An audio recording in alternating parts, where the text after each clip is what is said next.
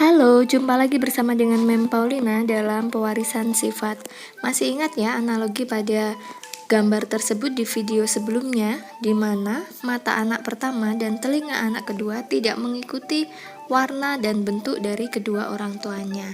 Nah, apakah kalian juga sudah mengamati bahwa pada keluarga kalian terdapat perbedaan-perbedaan tersebut? Nah, mengapa hal ini bisa terjadi? Hal ini bisa terjadi dikarenakan susunan materi genetik, di mana materi genetik adalah yang menentukan dari pewarisan sifat bentuk tubuh, warna mata, dan bentuk telinga, dan yang lainnya. Nah, materi genetik ini tersusun dari DNA dan RNA. DNA adalah deoksiribonukleat asid dan RNA adalah ribonukleat asid. DNA terdapat di inti sel, kloroplas, dan mitokondria, sementara RNA terdapat di sitoplasma, ribosom, dan beberapa di inti sel. DNA berbentuk double helix atau untayan ganda seperti pada gambar. RNA berbentuk rantai tunggal seperti pada gambar. DNA berfungsi sebagai pembawa informasi genetik dan sintesis protein. RNA berfungsi sebagai sintesis protein. Susunan DNA adalah untayan ganda. Jika kita ambil satu nukleotida tersusun dari fosfat, gula pentosa deoksiribosa, dan basa nitrogen. Basa nitrogen dibagi menjadi purin dan pirimidin.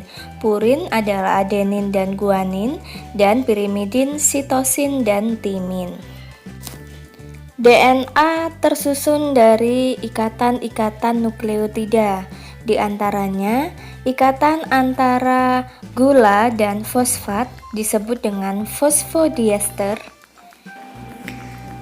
Ikatan antara basa nitrogen disebut dengan ikatan hidrogen, antara adenin dan timin disebut digliserida, dan antara sitosin dan guanin disebut dengan trigliserida. Kemudian, terdapat ikatan basa nitrogen dan gula.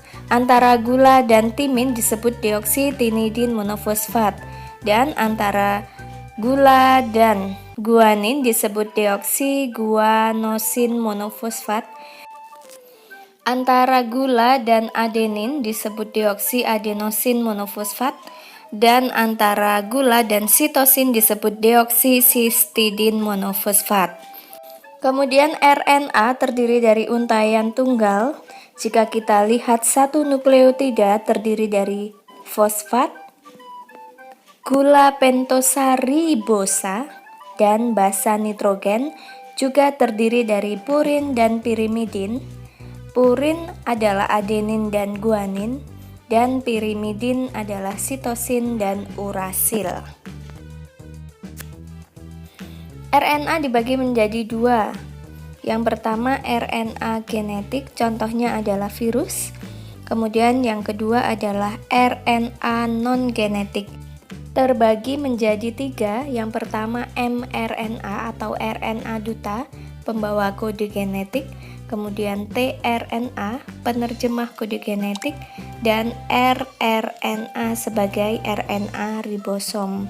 Keberadaan RNA di dalam tubuh berubah-ubah. Hal ini dikarenakan RNA mudah terurai. Terima kasih.